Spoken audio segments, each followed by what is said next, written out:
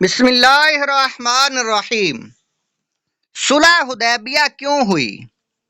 حدیبیہ میں سب سے پہلا شخص جو حضور صلی اللہ تعالی علیہ وآلہ وسلم کی خدمت میں حاضر ہوا وہ بدیل بن ورقہ خزائی تھا۔ ان کا قبیلہ اگرچہ ابھی تک مسلمان نہیں ہوا تھا، مگر یہ لوگ حضور صلی اللہ تعالی علیہ وآلہ وسلم کے حلیف اور انتہائی مخلص اور خیر خواہ تھے۔ بدیل بن ورقہ نے آپ صلی اللہ تعالی علیہ وآلہ وسلم کو خبر دی کہ کفار قریش نے کثیر تعداد میں فوج جمع کر لی ہے اور فوج کے ساتھ راشن کے لیے دودھ والی اونٹنیاں بھی ہیں۔ یہ لوگ آپ سے جنگ کریں گے اور آپ کو خانہ کعبہ تک نہیں پہنچنے دیں گے۔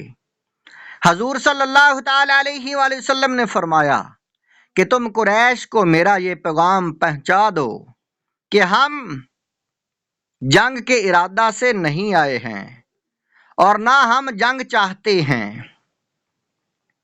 ہم یہاں صرف عمرہ ادا کرنے کی غرض سے آئے ہیں۔ مسلسل لڑائیوں سے قریش کو بہت کافی جانی و مالی نقصان پہنچ چکا ہے، لہذا ان کے حق میں بھی یہی بہتر ہے کہ وہ جنگ نہ کریں بلکہ مجھ سے ایک مدت معینہ تک کے لیے صلح کا معاہدہ کر لیں اور مجھ کو اہل عرب کے ہاتھ میں چھوڑ دیں۔ اگر قریش میری بات مان لیں تو بہتر ہوگا، اور اگر انہوں نے مجھ سے جنگ کی تو مجھے اس ذات کی قسم ہے جس کے قبضہ قدرت میں میری جان ہے کہ میں ان سے اس وقت تک لڑوں گا کہ میری گردن میرے بدن سے الگ ہو جائے۔ بدیل بن ورقہ آپ صلی اللہ تعالی علیہ وآلہ وسلم کا یہ پیغام لے کر کفار قریش کے پاس گیا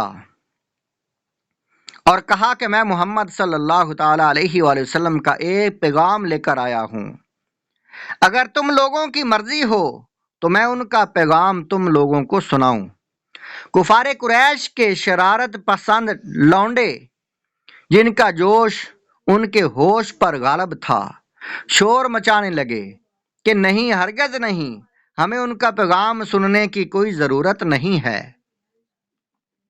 لیکن کفار قریش کے سنجیدہ اور سمجھدار لوگوں نے پیغام سنانے کی اجازت دے دی اور بدیل بن ورقہ نے حضور صلی اللہ تعالی علیہ وآلہ وسلم کی دعوت صلح کو ان لوگوں کے سامنے پیش کر دیا۔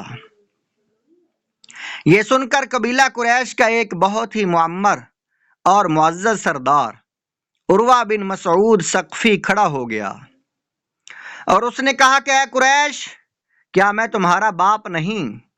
سب نے کہا کیوں نہیں؟ پھر اس نے کہا کہ کیا تم لوگ میرے بچے نہیں؟ سب نے کہا کیوں نہیں؟ پھر اس نے کہا میرے بارے میں تم لوگوں کو کوئی بدگمانی تو نہیں؟ سب نے کہا کہ نہیں، ہرگز نہیں۔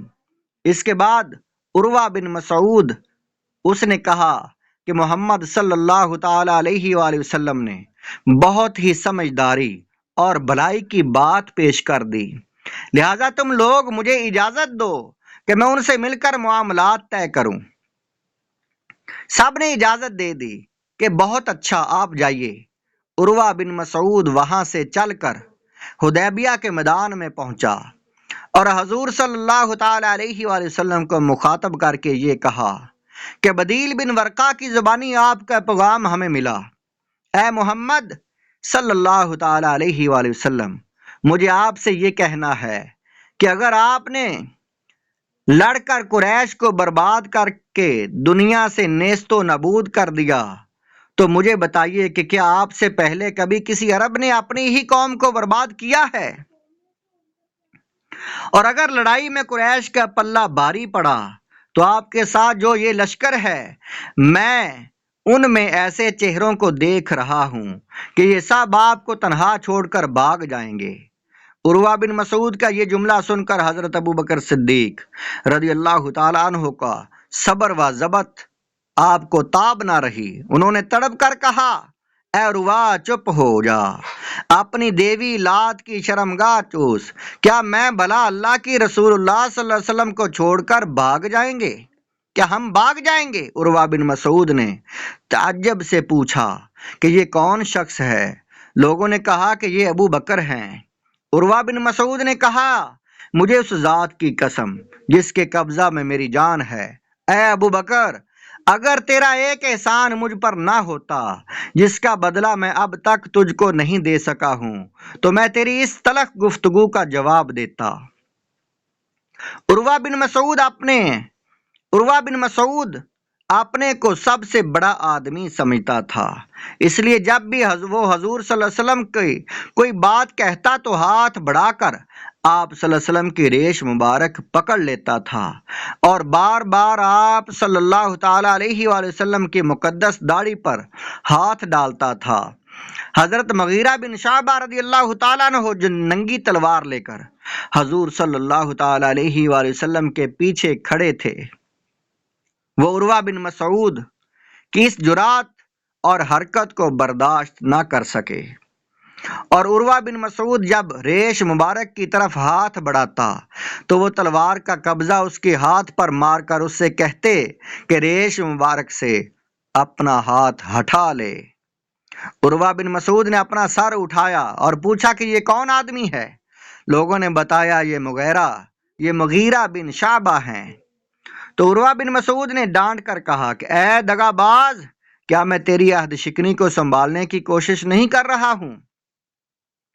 حضرت مغیرہ بن شعبہ رضی اللہ تعالیٰ عنہ نے چند آدمیوں کو قتل کر دیا تھا جس کا خون بہا عروہ بن مسعود نے اپنے پاس سے ادا کیا تھا، یہ اسی طرف اشارہ تھا۔ اس کے بعد عروہ بن مسعود صحابہ کرام رضی اللہ تعالیٰ عنہ کو دیکھنے لگا اور پورے لشکر گاہ کو دیکھ بھال کر وہاں سے روانہ ہو گیا۔ عروہ بن مسعود نے حدیبیہ کے میدان میں صحابہ کرام رضی اللہ تعالیٰ عنہ کی حیرت انگیز اور تعجب خیز عقیدت و محبت کا جو منظر دیکھا، اس نے اس کے دل پر بڑا عجیب اثر ڈالا۔ چنانچہ اس نے قریش کے لشکر میں پہنچ کر اپنا تاثر ان لفظوں میں بیان کیا: اے میری قوم، خدا کی قسم، جب محمد صلی اللہ تعالی علیہ وآلہ وسلم اپنا کنگار تھوکتے ہیں تو وہ کسی نہ کسی صحابی کے ہتھیلی میں پڑتا ہے اور وہ فرط عقیدت سے اس کو اپنے چہرے اور اپنے کھال پر مل لیتے ہیں، اور اگر وہ کسی بات کا ان لوگوں کو حکم دیتے ہیں تو سب کے سب اس کی تعمیل کے لیے جپٹ پڑتے ہیں، اور وہ جب وضو کرتے ہیں تو ان کے صحاب ان کے وضو کے دھون کو اس طرح لوٹتے ہیں کہ گویا ان میں تلوار چل پڑے گی، اور وہ جب کوئی گفتگو کرتے ہیں تو تمام اصحاب خاموش ہو جاتے ہیں، اور ان کے ساتھیوں کے دلوں میں ان کی اتنی زبردست عظمت ہے کہ کوئی شخص ان کی طرف نظر بر کر دیکھ نہیں سکتا۔ اے میری قوم، خدا کی قسم، میں نے بہت سے بادشاہوں کا دربار دیکھا، میں کیسر و کسرا اور نجاشی کے درباروں میں بھی بار بار گیا ہوں، مگر خدا کی قسم میں نے کسی بادشاہ کے درباریوں کو اپنے بادشاہ کی اتنی تعظیم کرتے ہوئے نہیں دیکھا جتنی تعظیم محمد صلی اللہ تعالی علیہ وآلہ وسلم کے ساتھی محمد صلی اللہ تعالی علیہ وآلہ وسلم کی کرتے ہیں۔ عروہ بن مسعود کی یہ گفتگو سن کر قبیلہ بنی کنانہ کے ایک شخص نے، جس کا نام حلیس تھا، کہا کہ تم لوگ مجھ کو اجازت دو کہ میں ان کے پاس جاؤں۔ قریش نے کہا کہ ضرور جائیے۔ چنانچہ یہ شخص جب بارگاہ رسالت میں قریب پہنچا تو آپ صلی اللہ تعالی علیہ وآلہ وسلم نے صحابہ رضی اللہ تعالی عنہم سے فرمایا کہ یہ فلاں شخص ہے اور یہ اس قوم سے تعلق رکھتا ہے جو قربانی کے جانوروں کی تعظیم کرتے ہیں، لہذا تم لوگ قربانی کے جانوروں کو اس کے سامنے کھڑا کر دو اور سب لوگ لبیک پڑھنا شروع کر دو۔ اس شخص نے جب قربانی کے جانوروں کو دیکھا اور احرام کی حالت میں صحابہ کرام رضی اللہ تعالی عنہ کو لبیک پڑھتے ہوئے سنا تو کہا سبحان اللہ، بھلا ان لوگوں کو کس طرح مناسب ہے کہ بیت اللہ سے روک دیا جائے۔ وہ فوراً ہی پلٹ کر کفار قریش کے پاس پہنچا اور کہا کہ میں اپنی آنکھوں سے دیکھ کر آیا ہوں کہ قربانی کے جانور ان لوگوں کے ساتھ ہیں اور سب احرام کی حالت میں ہیں، لہذا میں کبھی بھی یہ رائے نہیں دے سکتا کہ ان لوگوں کو خانہ کعبہ سے روک دیا جائے۔ اس کے بعد ایک شخص کفار قریش کے لشکر میں سے کھڑا ہو گیا جس کا نام مکرز بن حفص تھا۔ اس نے کہا کہ مجھ کو تم لوگ وہاں جانے دو۔ قریش نے کہا تم بھی جاؤ، چنانچہ یہ چلا۔ جب یہ نزدیک پہنچا تو حضور صلی اللہ تعالی علیہ وآلہ وسلم نے فرمایا کہ یہ مکرز ہے، یہ بہت ہی لچا آدمی ہے۔ اس نے آپ صلی اللہ تعالی علیہ وآلہ وسلم سے گفتگو شروع کی۔ ابھی اس کی بات پوری بھی نہ ہوئی تھی کہ ناگہاں سہیل بن عمرو آ گیا۔ اس کو دیکھ کر آپ صلی اللہ تعالی علیہ وآلہ وسلم نے نیک فال لی۔ نیک فالی کے طور پر یہ فرمایا کہ سہیل آ گیا، لو اب تمہارا معاملہ سہل ہو گیا۔ چنانچہ سہیل نے آتے ہی کہا آئیے ہم اپنے اور آپ کے درمیان معاہدہ کی ایک دستاویز لکھ لیں۔ حضور صلی اللہ تعالی علیہ وآلہ وسلم نے اس کو منظور فرما لیا اور حضرت علی رضی اللہ تعالیٰ عنہ کو دستاویز لکھنے کے لیے طلب فرمایا۔ سہیل بن عمرو اور حضور صلی اللہ تعالی علیہ وآلہ وسلم کے درمیان دیر تک صلح کی شرائط پر گفتگو ہوتی رہی۔ بالآخر چند شرطوں پر دونوں کا اتفاق ہو گیا۔ حضور صلی اللہ تعالی علیہ وآلہ وسلم نے حضرت علی رضی اللہ تعالیٰ عنہ سے ارشاد فرمایا کہ لکھو بسم اللہ الرحمن الرحیم۔ سہیل نے کہا ہم رحمان کو نہیں جانتے کہ یہ کیا ہے، آپ بسم کا اللہم لکھوائیے جو ہمارے اور آپ کا پرانا دستور ہے۔ مسلمانوں نے کہا ہم بسم اللہ الرحمن الرحیم کے سوا کوئی دوسرا لفظ نہیں لکھیں گے، مگر حضور صلی اللہ تعالی علیہ وآلہ وسلم نے سہیل کی بات مان لی اور فرمایا کہ اچھا اے علی بسم کا اللہم ہی لکھ دو۔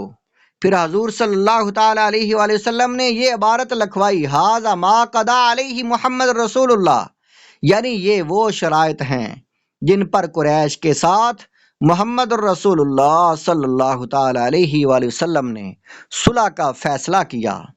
سہیل پھر بڑک گیا اور کہنے لگا خدا کی قسم اگر ہم جان لیتے کہ آپ اللہ کے رسول ہیں تو نہ ہم آپ کو بیت اللہ سے روکتے نہ آپ کے ساتھ جنگ کرتے، لیکن آپ محمد بن عبداللہ ہیں۔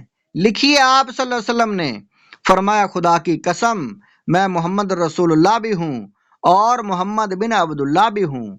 یہ اور بات ہے کہ تم لوگ میری رسالت کو جھٹلاتے ہو۔ یہ کہہ کر آپ صلی اللہ تعالی علیہ وآلہ وسلم نے حضرت علی رضی اللہ تعالیٰ عنہ سے فرمایا کہ محمد رسول اللہ کو مٹا دو اور اس جگہ محمد بن عبداللہ لکھ دو۔ حضرت علی رضی اللہ تعالیٰ عنہ سے زیادہ کون مسلمان آپ صلی اللہ تعالی وسلم کا فرما بردار ہو سکتا ہے؟ آپ سے کون زیادہ فرما بردار ہو سکتا ہے؟ لیکن محبت کے عالم میں کبھی کبھی ایسا مقام بھی آ جاتا ہے کہ سچے محب کو بھی اپنے محبوب کی فرما برداری سے محبت ہی کے جذبہ میں انکار کرنا پڑتا ہے۔ حضرت علی رضی اللہ تعالیٰ عنہ نے عرض کیا کہ یا رسول اللہ صلی اللہ تعالی علیہ وآلہ وسلم میں آپ کے نام کو تو کبھی ہرگز نہیں مٹاؤں گا۔ آپ صلی اللہ تعالی علیہ وآلہ وسلم نے فرمایا کہ اچھا مجھے دکھاؤ میرا نام کہاں ہے۔ حضرت علی رضی اللہ تعالی عنہ نے اس جگہ پر انگلی رکھ دی۔ آپ صلی اللہ تعالی علیہ وآلہ وسلم نے وہاں سے رسول اللہ کا لفظ مٹا دیا۔ بہرحال صلح کی تحریر مکمل ہو گئی۔ اس دستاویز میں یہ طے کر دیا گیا کہ فریقین کے درمیان 10 سال تک لڑائی بالکل موقوف رہے گی۔ صلح نامہ کی باقی دفعات اور شرطیں یہ تھیں: مسلمان اس سال بغیر عمرہ ادا کیے واپس چلے جائیں، آئندہ سال عمرہ کے لیے آئیں اور صرف 3 دن مکہ میں ٹھہر کر واپس چلے جائیں۔ تلوار کے سوا کوئی دوسرا ہتھیار لے کر نہ آئیں، تلوار بھی نیام کے اندر رکھ کر تھیلے وغیرہ میں بند ہو۔ مکہ میں جو مسلمان پہلے سے مقیم ہیں ان میں سے کسی کو اپنے ساتھ نہ لے جائیں، اور مسلمانوں میں سے اگر کوئی مکہ میں رہنا چاہے تو اس کو نہ روکیں۔ کفار یا مسلمانوں میں سے کوئی شخص اگر مدینہ چلا جائے تو واپس کر دیا جائے، لیکن اگر کوئی مسلمان مدینہ سے مکہ میں چلا جائے تو وہ واپس نہیں کیا جائے گا۔ قبائل عرب کو اختیار ہوگا کہ وہ فریقین میں سے جس کے ساتھ چاہیں دوستی کا معاہدہ کر لیں۔ یہ شرطیں ظاہر ہے کہ مسلمانوں کے سخت خلاف تھیں، اور صحابہ کرام رضی اللہ تعالی عنہم کو اس پر بڑی زبردست ناگواری ہو رہی تھی، مگر وہ فرمان رسالت کے خلاف دم مارنے سے مجبور تھے۔ ابن ہشام، جلد نمبر 3، صفحہ نمبر 317۔